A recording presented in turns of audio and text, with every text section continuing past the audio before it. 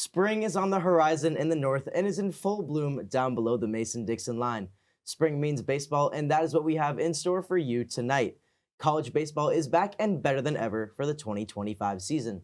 I'm Jeremy Rose, and with opening weekend behind us, Josh Bartosik and Dan Studer are going to take a look at their biggest takeaways from some key series. So Josh, I'm going to throw it over to you first. What was your biggest takeaway from opening series 2025? Yeah, mine's kind of a broad takeaway from the entirety of opening day. We saw 6 ranked teams lose this past Friday, which there's always, an upset or two in there thrown around, but not 6. We saw Duke get blown out by Cincinnati in pretty much every single game. They lost that series, but we saw Virginia, the number 2 team in the nation, lose in extra innings. We saw a bunch of other teams lose as well throughout this week. We saw Nebraska get blown out by UC Irvine. I mean, there were so many upsets, and sure, you could say, oh, well, it's because the rankings aren't necessarily great, but this is the most upsets we've seen on an opening day in a long time, and I think that really speaks to the parity we're seeing in college baseball now, which I think is really, really good. Because remember, 4 or 5 years ago, it was just Vanderbilt and just a couple of ACC teams, but really it was Vanderbilt versus the ACC every single season.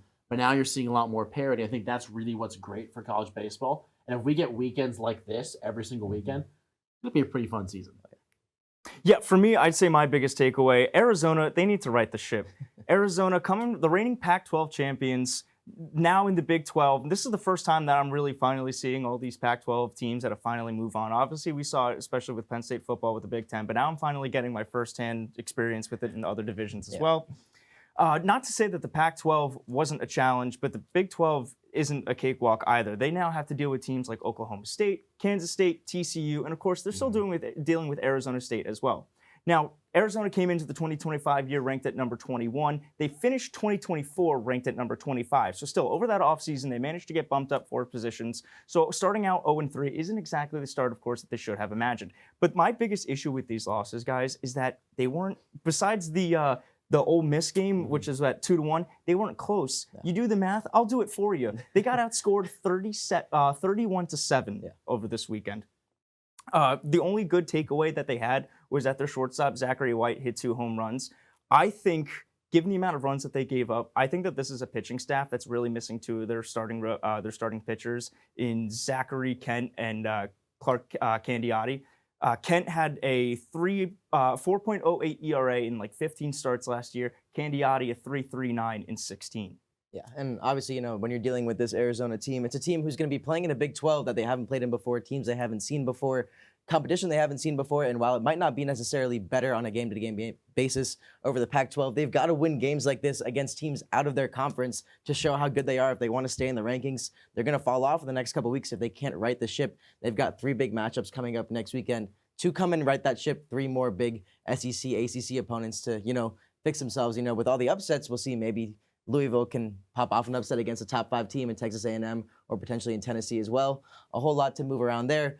But, for our next spot, we're going to, kind of slide over, and I want to talk about, our biggest storylines that I want you guys to follow throughout the course of the season, things that you want, that you're going to keep an eye on as we head towards Omaha, as we head towards May. So, Dan, I'm going to start it over with you.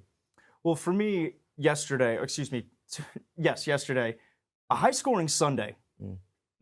There were at least 15 games this weekend at least 15 games on Sunday where a team won by a margin of victory of at least 10 runs or more. The most notable of those games, Rhode Island beating William and Mary 36-22. That's 54 runs combined between the two, which is the 4th most runs in a single game in NCAA Division I history.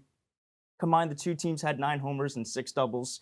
One player specifically that I want to point out here, Adonis Medina, gets sent to pinch hit for in the 5th inning, and guys, he hits 2 home runs. But he doesn't hit 2 home runs in the game. No, he hits 2 home runs in the same inning. Rhode Island put up 17 runs in that 5th inning. Yeah, it's a rare occasion of where you're losing. I think they were down 14-6 at some point, and came back and won the game by 14. William and Mary, I believe, had a 10-run second inning. Right. So this was just lopsided everywhere. It's a high school Little League game all over again. The run rule is probably the worst thing that's ever been invented. Because the fact that I wanted to see a 50-50 game in that one. And I mean, look, it was Sunday. I think they forgot the memo that football season's over and they start playing baseball. But I'm going to go to a team in the CAA, the UNCW Seahawks. Look, this is a team that they're coming off of back-to-back CAA championships, so they've made it back They've made it to Omaha a couple times. Or not Omaha, excuse me. They've made it to the postseason 12 times, but in back-to-back years. They're still looking to get to that super regional. They won one game last year. They're in that Georgia regional, but they couldn't get the job done. However, they played Georgia this past weekend. They also played Quinnipiac. They went 2-2, but they got a big win against the number 4 team in the nation in those Georgia Bulldogs. The big part of that, Tanner Thatch, a guy coming back from last year, hit .324, 27 home runs last year, and he comes back. And look, we talk all the time about parity and all these sports and the NIL, but to get a guy like that to return to your program when he could have easily gone to an SEC or an ACC school is really big. And look, I love mid-major baseball. It is my favorite kind of baseball because they are my favorite teams to watch when we get to May, when we get to the postseason. And everyone loves talking about Dallas Baptist and teams like that, UC Irvine, UCSB, but don't sleep on the UNCW Seahawks, man. They're coming. They're going to be really good this year. And I do think that they could make some noise and probably for the first time, in my opinion, in program history, make it to a super regional at least. Yeah, a big jump ahead for them. They've got to continue to do what they do. They played a phenomenal game against Georgia, came back, they were down a couple runs here, a couple runs there, came back, took the lead, continue to play it out the way that, a team who you see make a run down the stretch that they can do. If you can't fight back in games early in the season, you can't do it at the end of the season either. So, we'll see. We'll follow along on the Seahawks, see how their journey goes, see exactly where they end up.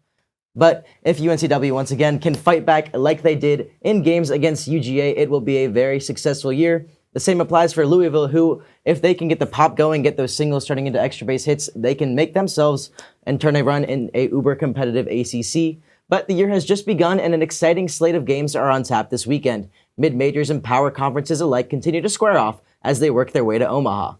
Time will tell where the season goes, but for now, stay updated on our social media for more content like this throughout the spring. For Josh Bartosik and Dan Studer, I'm Jeremy Rose, and have a good night. Hey everybody, thanks for tuning in to this edition of Penn State Sports Night. For more content like this and so much more, make sure you subscribe to our YouTube channel and follow us on Instagram, TikTok, and X. For everyone here at Penn State Sports Night, We are Penn State Sports Night.